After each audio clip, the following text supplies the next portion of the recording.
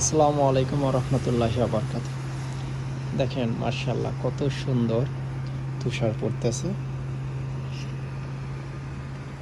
আর এখান থেকে আমি সুন্দর দৃশ্য দেখতেছি। মার্শাল্লাহ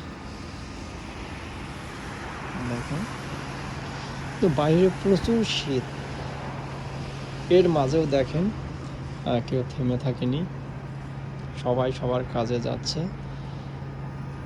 মার্শাল্লাহ।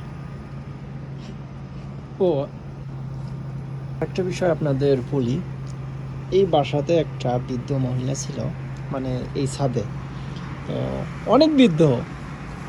তারপর যেটা বলতেছিলাম, ওই এই বাসায় মানে যে বৃদ্ধ মহিলাটা ছিল, তো উনি মানে দেখতাম প্রায় এই বাসাতে মানে এখানে অনেক গাছ রোপণ করতো, আবার বিভিন্ন ফল, অনেক সুন্দর মানে ফল ফলসি হতো এখানে।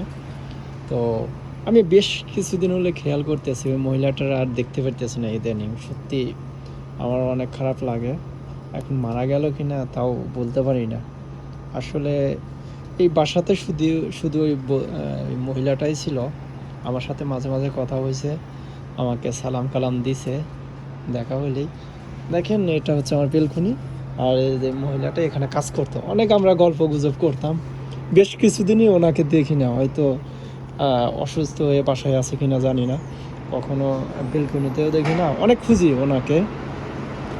আসলে আমার খুব বিষয়টা নিয়ে অনেক খারাপ লাগে, মহিলার কথাটা মনে হলেই। আসলে আল্লাহ জানে।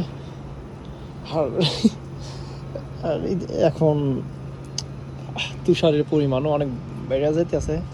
এরকম তুষার পড়তে পড়তে পড়তে পড়তে একদম পুরা রাস্তা সাদা হয়ে যাবে, আর রাতে আরো বেশি পড়বে হয়তো। অনেক পড়তে পারে আজকে, হয়তো কালকে সাদা রাস্তা একদম সাদা হয়ে যেতে পারে। আসলে আমি কথা বললাম, অনেক কষ্ট হয়ে যাচ্ছে। এখন আমি রুমে যাব, আর সবাই ভালো থাকবেন, আমার জন্য দোয়া করবেন। আর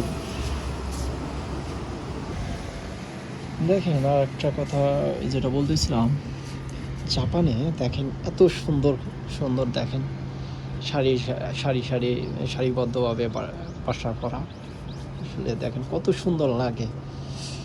এই মুভমেন্ট যদি দেখতে চান, অবশ্যই জাপানি ভাষা শিখবেন। জাপানি ভাষা শিখে জাপান চলে আসবেন। আর জাপানে আসতে গেলে শুধু ভাষাটাই লাগে, শুধু ভাষা শিখেন। হ্যাঁ, সবাই ভালো থাকবেন, বিদায় নিচ্ছি, আল্লাহ হাফেজ।